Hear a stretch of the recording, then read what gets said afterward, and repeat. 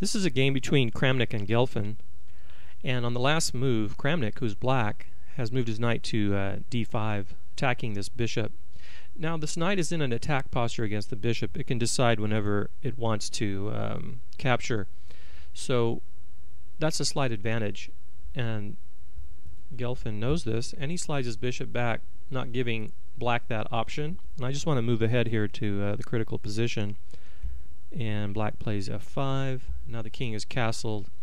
Whenever you have the chance to open up lines to the king, all things being equal, that becomes a good plan. So now we see that the king doesn't have that many defenders over here, so Kramnik pushes to try and open up this file here. The king moves out of the way. You know, he sees that potential coming, and often it's worth sacrificing a pawn to get at the king, and Kramnik does this here. Queen takes the pawn. Okay, and now it's very simple. I won't even ask you to find the power move, but we see that the queen is here and the king is here, so he slides a rook over clearly and attacks, and he gets out of the way. As I've been repeating throughout, your moves should achieve multiple objectives as often as possible. And now let's analyze the white camp to see if it has any power move weaknesses. So do a little power move evaluation now and pause the video.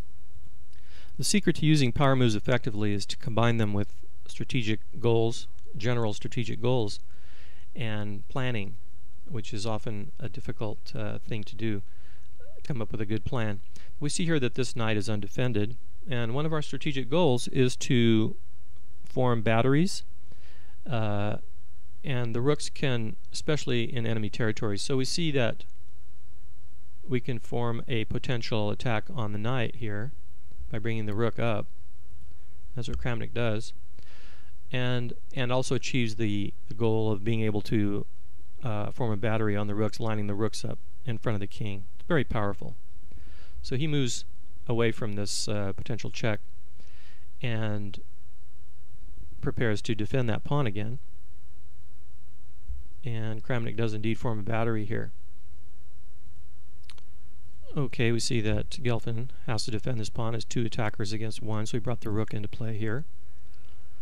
And now, when you can't find power moves in two moves, but often we'll see in most of these games that two moves is really all that's required, you can step it up a notch and go to power moves in three moves.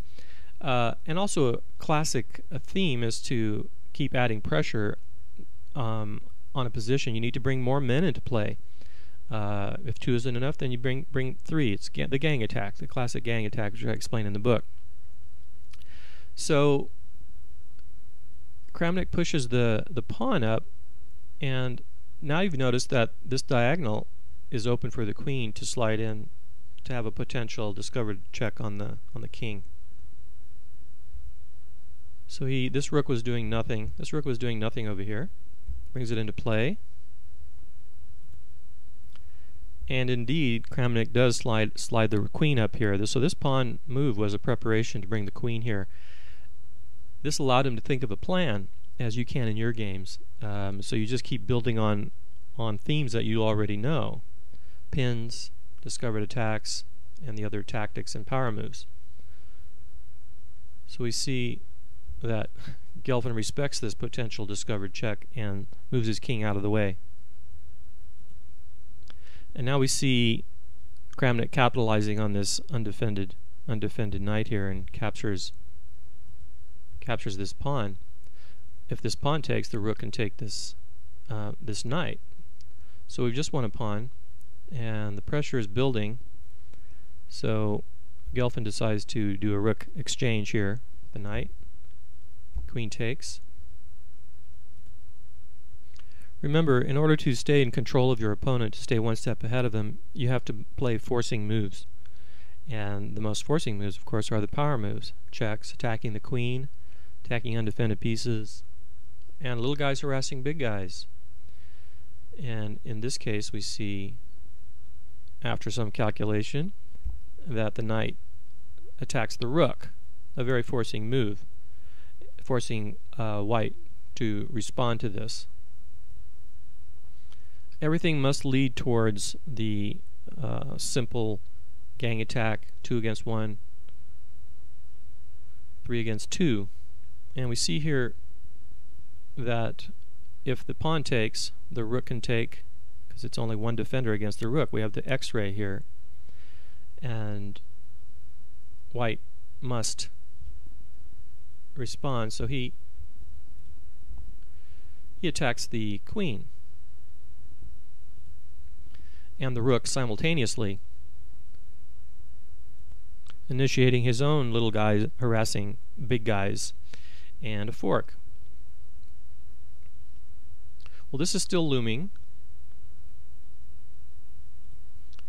So Kramnik uses the Chicago way, realizing that if the knight takes the queen, he can simply take the rook with checkmate. So he steps it up, takes the pawn. If knight takes, it'll be checkmate here. The knight rook checkmate. King can't escape here. Always reducing now to the simplest mates. So white has to immediately respond to that mate threat, and he captures the rook.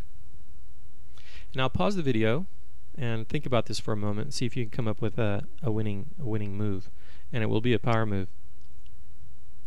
Okay, so look at all of the possibilities, but mainly look at the checks.